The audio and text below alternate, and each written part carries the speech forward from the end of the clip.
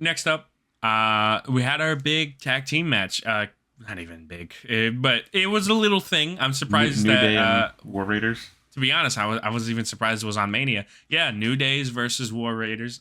First of all, big respect to War Raiders. My God, they showed out. You know what Yeah, I mean? they're great. I love the War Raiders.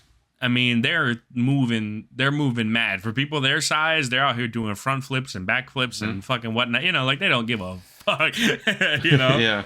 So nothing but love for the War Raiders. What's the word? It was just a solid match. I mean, Ivar hit a fucking moonsault.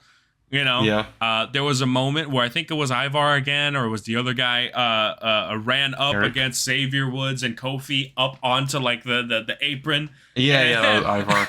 And Michael Cole said, "Damn, that's like getting hit by a refrigerator."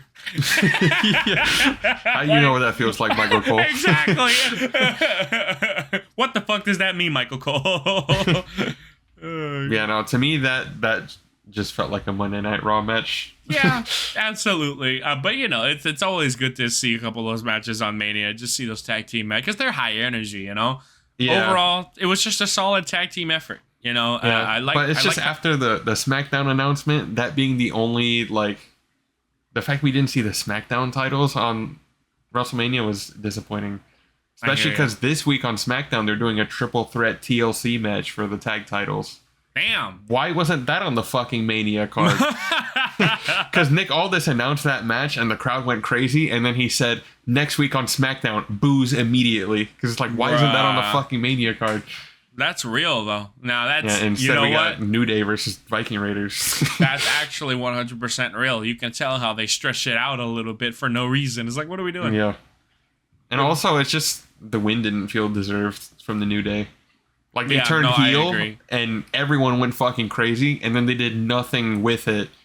And all of a sudden, they're the champions, and it's like, okay, am I supposed to, like... How am I supposed to feel about this? They didn't build it up. I agree. I agree with it totally. I remember watching highlights. I remember watching highlights all throughout the year. You know, the New Day turns heel, and you know, in highlights they try to highlight everyone, not just the main event things, but everyone, even the guys that don't deserve the screen time. They get the screen time. You know. Yeah.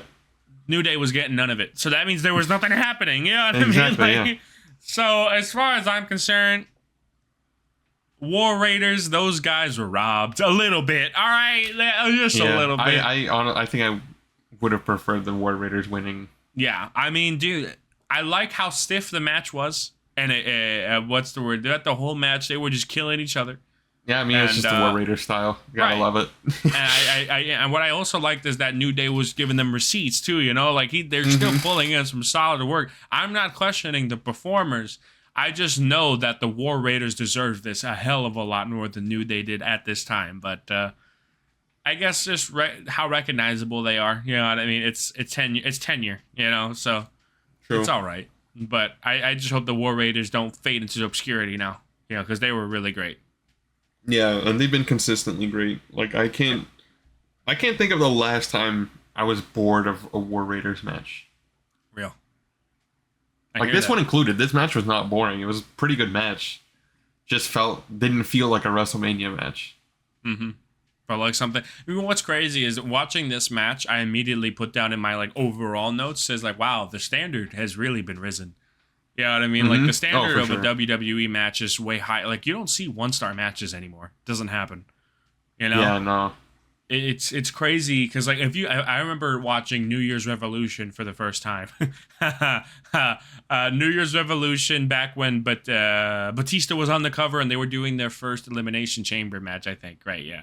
And I remember not having access to that pay-per-view as a kid because I had all these old DVDs, but I never had that one. And I was thinking, oh, it must be so cool. It's the first Elimination Chamber. Then I actually watch it on Peacock, and dude, it was terrible up till the chamber. Like, the worst fucking thing in the matches were terribly slow-paced, and no shit, 2 people got injured in separate matches. Like, you know what I mean? Yeah. Like, it was just...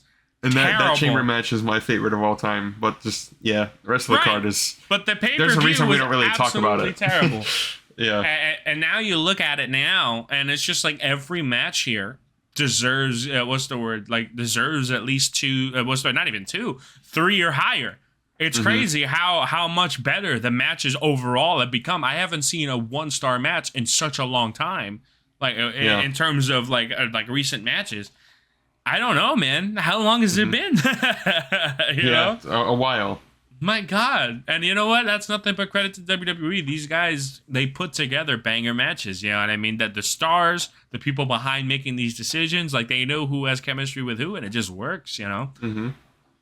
I'd have to say right now, like, as far as I'm concerned, like, I remember back in 2010 when I was watching, like, the newer guys, the tag team efforts, whatnot, I couldn't really give a shit. Now, it's just like I'm destined to see greatness every time. I love it, you know? So, nothing but love for current WWE, because they are doing craziness with just the tag team titles. They're putting in 5-star performances. This next level.